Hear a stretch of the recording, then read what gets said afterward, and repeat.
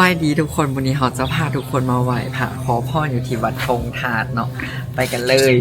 ซึ่งวัดธงธาตุก็มีประวัติอันเก่าแก่ยาวนานเนาะทุกคนสำหรับคนที่เชื่อในเรื่องพญานาคคือทอมกับบ่พาที่จะมาวัดนี้ตอนแรกที่ทอมเห็นอยู่ใน TikTok เนาะทุกคนจะเป็นคลิปของเน็ตไอดอลประเทศไทยที่เขาจะเอามาถ่ายหลังจากที่ทอมได้เห็นแล้วทอมก็รู้สึกว่าต้องมาให้ได้สักครั้งในชีวิตตอนที่เบิ่งคลิปนั้นทอมก็ตั้งจิตกับตัวเองเลยว่าคันมีบุญขอให้ได้ไปกราบไหว้สักครั้งนึงในชีวิตและมื้อนี้ก็มาฮอดแล้วทุกคนอันดับแรกเขาก็จะไปซื้อขันมาถวายก่อนซึ่งข้าเจ้าเขาจะมีขันแล้วก็มีเมนูมาให้เขาเลือกแล้วเขาก็บอกข้าเจ้าเลยว่าเขาอยากเอาตัวใดเขาอยากขอพรเกี่ยวกับหยังสินะหลังจากที่ได้มาเขาก็จะมาถวายและขอพรกับองค์ปู่ศรีสัตนคราชก่อนเลยพอข้าเจ้าได้บอกทอมว่าองค์นี้เพิ่นจะอยู่นี่มาก่อนและคล้ายๆก็ว่าเป็นเจ้าที่เจ้าทางของบ่อนนี้แปลว่าบ่อนนี้เป็นบ่อนคุ้มของเพิ่นเป็นเขตของเพิ่นสินะเขาก็บ่รอซ่าเขาก็ไปจุดธูปแล้วก็มานั่งขอพรกันเลยข้าเจ้าบอกว่าเพิ่นจะบันดาลพรเปิดโชคเปิดลาภเปิดทุกสิ่งทุกอย่างให้มันดีขึ้นให้กับเฮา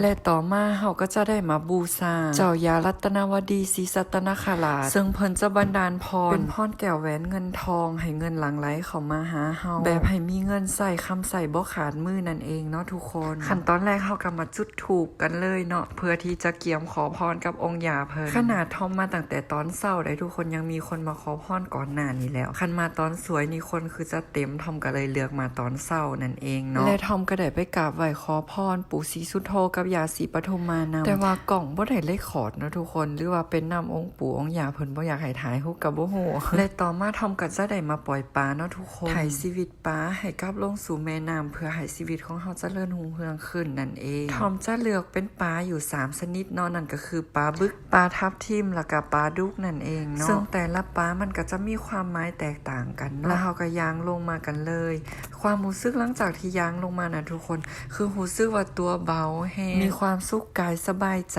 อันนี้ก็แล้วแต่ความเชื่อว่าไผจะเชื่อหรือว่าไผจะบ่เชื่อดูทุกคนมาเฮาก็มาทำการขอพรแล้วก็ปล่อยปลากันเลยทุกคนสังเกตเบิ่งแม่น้ำที่ไหลแม่ทุกคนมันเป็นแม่น้ำที่ไหลแห้งไหลเชี่ยวเลยได้และเฮาก็ขอให้น้องปลาแต่ละตัวจงไปมีชีวิตของตัวเองเนาะและก็ขอให้ตัวเฮามีชีวิตที่เจริญรุ่งเรืองขึ้นเด้อตอนนี้เฮาก็ได้ไปกราบไหว้ขอพรแล้วมื้อละดอกเดี๋ยวเฮามาถามเบิ่งเลขเขาก่อนเพราะว่าเฮาได้จุดเลขไปและเลขที่เฮาจุดได้กันนี่เลยเนาะใครอยากเฮงกับไปเอาเด้อและเฮาก็ยังบ่กลับเนาะทุกคนเฮายังจะมาขอพรต่ออยู่ที่วัดน้องคำแสนซึ่งวัดนี้ทอมเคยมากราบไหว้ขอพรแล้วเทื่อนึงเนาะทุกคนและรอบนี้ก็ยังมีบุญได้กลับมาหาเพิ่นอีกรอบนึงเฮาก็บ่รอซ่าเฮาก็ไปซื้อขันมาถวายขอพรนำเพิ่นต่อเลยก่อนหน้านี้รอบแล้วที่ทอมมาขอพรนำเพิ่นทอมก็ได้ขอว่าคันทอมมีบุญขอให้ทอมได้กลับมากราบไหว้บูชาอีกครั้งและรอบนี้ก็ได้กลับมาหาเพิ่นแท้เด้อทุกคนมันจะมีเหตุดลบันดาลใจให้เฮานึกฮอดเพิ่นแล้วก็กลับมาหาเพิ่นเฮาก็มาจุดธูปแล้วก็มาขอพรนำเพิ่นเลยเนาะเพิ่นจะมีคาถาบูชาให้เฮาอ่านเฮาก็อ่านตามนั้นแล้วเฮาก็ขอพรตามท้ายเด้อทุกคนหลังจากที่ทอมขอพรแล้วทอมยางมาทางหลังทอมก็เห็นเขาเจ้ามาลำถวายแก่บนหรือเป็นงานบวงสรวงอีหยังจักอย่างของเขาเจ้าทอมก็บ่แน่ใจเนาะเบิ่งและยิ้มตามมีความสุขแฮงและต่อมาเฮาก็จะได้นำเงินของเฮาเนาะมาลูบเกี่ยวกับลำตัวของเพิ่นซึ่งเฮาจะเชื่อว่าเงินที่นำมาลูบนี่เฮาเอาไปใส่เป็นขวัญธงจะเฮ็ดให้เงินเข้ามาใน